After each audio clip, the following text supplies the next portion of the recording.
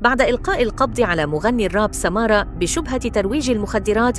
باسكو أنا مستحق باش نبيع مخدرات. سيد الرئيس إذا مانيش باش نتكلم باش يحطوا لي مخدرات وباش يعدوني على المخدرات، وأنا تونس الكل تعلم اللي أنا عمري ما بعت مخدرات، أنا فنان. أوكي. ثم مغني راب هو المزود والمروج لهذه المادة وللمحجوز هذاك علاش الوحدات نتاعنا تمت الإطاحة بأحد المغنيين الراب اليوم. مغني الراب سانفارا الذي كان مؤخرا في خلاف كبير مع سمارة، والجميع يعرف ما حدث.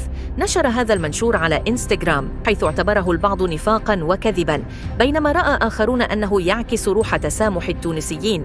أصدقائي، ما رأيكم في تدوينة سانفارا؟ ما يقول لي صدام ما تحملش عليا ماما، يعرفني انا مريضه برشا، هو مريض بلاده ظلمت.